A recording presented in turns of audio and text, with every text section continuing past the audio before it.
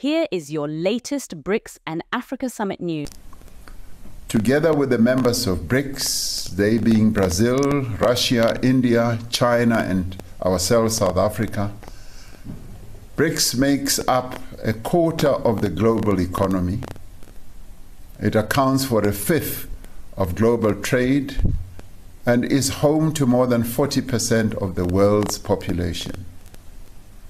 BRICS as a formation plays an important role in the world due to its economic power, its market potential, its political influence, and development cooperation. Yet the value of BRICS extends beyond its sheer size.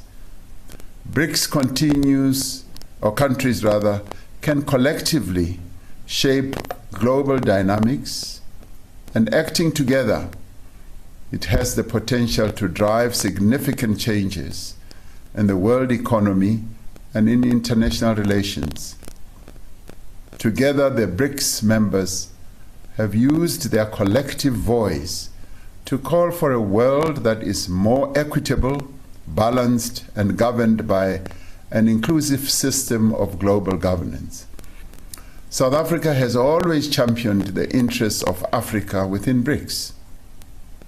To further advance the African development agenda, more than 30 heads of state and government from across our continent will be attending the summit at our invitation. We want to build a partnership between BRICS and Africa so that our continent can unlock opportunities for increased trade, investment, and infrastructure development. There are great opportunities for other BRICS countries to participate in the African Continental Free Trade Area by locating production and services in various countries on our continent, including our own, by partnering with local companies and local entrepreneurs. The 15th BRICS Summit will discuss a number of issues, including the important issue of the possible expansion of the membership of BRICS. More than 20 countries from around the world have formally applied to join BRICS, and several others have expressed an interest in becoming part of the BRICS family. South Africa supports the expansion of the membership of BRICS. The value of BRICS extends beyond the interests of its current members. For its efforts to be effective, BRICS needs to build partnerships with other countries that share its aspirations and perspectives. An expanded BRICS will represent a diverse group of nations with different political systems that share a common desire to have a more balanced global order.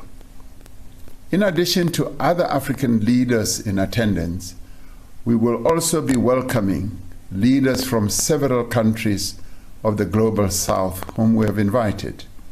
These include countries from the Caribbean and South America, from the Middle East, from West Asia, South Asia, and Southeast Asia as well. This BRICS Summit is particularly important as it is being held as the world is confronted by fundamental challenges that are bound to determine the course of international events for years to come. Our world has become increasingly complex and fractured as it is increasingly polarized and competing with each other in various competing camps. Multilateralism is being replaced by the actions of different power blocs, all of which we trade with, we invest with, and whose technology we also use. It is for this reason that South Africa continues to advocate for an open and rules-based global governance, trade, financial, and investment system. It must be a system that does not depend on the exercise of power or unilateralism, but by advancement of the interests of the peoples of the world. It is in this rules-based system that we seek to advance African prosperity and industrialization. We seek to change the rules to be fairer, but ultimately we want to promote an open system of economic and political relations. Amid all these challenges, Africa remains at the center of our foreign policy. We are firmly committed to strengthening the African Union so that it increases its capacity to support the achievement of greater integration on our continent.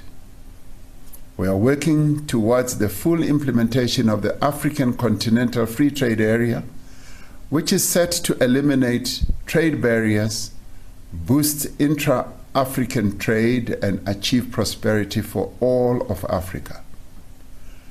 It will also accelerate manufacturing and industrial capacity on our continent. The vibrant trading Africa we seek to build depends on Africa being stable and peaceful. We have resisted pressure to align ourselves with any one of the global powers or with influential blocs of nations. During the Cold War, the stability and sovereignty of many African countries was undermined because of their alignment with major powers. This experience has convinced us of the need to seek strategic partnership with other countries rather than be dominated by any other country. While some of our detractors prefer overt support for their political and ideological choices, we will not be drawn into a contest between global powers. Instead, our country strives to work with all countries for global peace and development. It is for this reason that South Africa is a member of the Non-Aligned Movement, a forum of some 120 countries that are not formally aligned with or against any major power bloc.